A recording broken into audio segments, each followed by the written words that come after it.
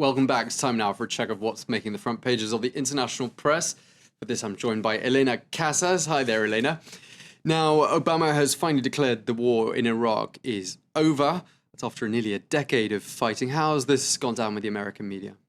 Well, a lot of the papers are really celebrating. The war in Iraq is over, and the lesson for progressives is, yes, we can. That's one headline at the Huffington Post. Basically, they're congratulating all the people who campaigned against this war for a long time, saying that it was popular pressure in the end that brought Barack Obama to end it, to pull troops out. They remind us that when George W. Bush started this war, it was overwhelmingly popular with the American public, and now we're at a point where 78% wanted to see the troops out as soon as possible, according to a poll taken a year ago. They say it's the hard work of good journalists and people who campaigned against it that managed to overturn some of what they call the lies of the Bush administration and change popular opinion. Now, the New York Times, for its point of view, has been asking Iraqis how they feel about the end of the war.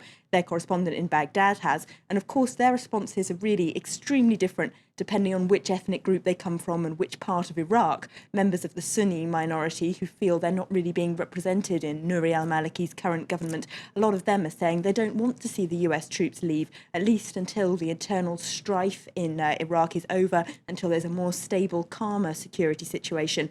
A lot of them are feeling the Americans are leaving them in the lurch, rather, particularly those who are fighting alongside American troops, whereas they go to Sadr City, to one of the biggest Shiite strongholds in the country as well, where they find everyone really just can't wait for the Americans to leave. But they also say other minorities, like the Kurds, the Christians, feel they're being left vulnerable. So it's certainly not universally popular in Iraq, the withdrawal.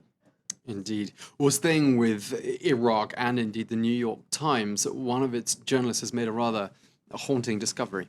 Well, it's an extraordinary discovery, really. Here it is on the front of the International Herald Tribune, this story. Of course, it's their sister paper. In Marine's own words, a signal horror. Now, apparently, one of the New York Times journalists found 400 pages of testimony from American Marines about a massacre, a notorious massacre that happened in a place called Haditha in 2005, where 24 Iraqis were killed. He found all this witness testimony, classified documents that were meant to have already been destroyed, in a dumpster on the outskirts of Baghdad. So quite how they came to be there, I'm not quite sure. But the testimony apparently is very strong. It's quite, as you said, haunting reading. It's lots of Marines testifying about how the atmosphere of the war was very dehumanizing, how they reached the point where seeing 24 dead Iraqi civilians wasn't really shocking or even remarkable. It was something routine, and it's about the level of violence that soldiers saw and witnessed, and eventually how that numbed them to some of the atrocities going on around them. The horrors of war there. Now, on a different note, Britain and Europe have been, let's say, not seeing eye to eye entirely during the course of the past week, but some signs that perhaps some fences are starting to be mended.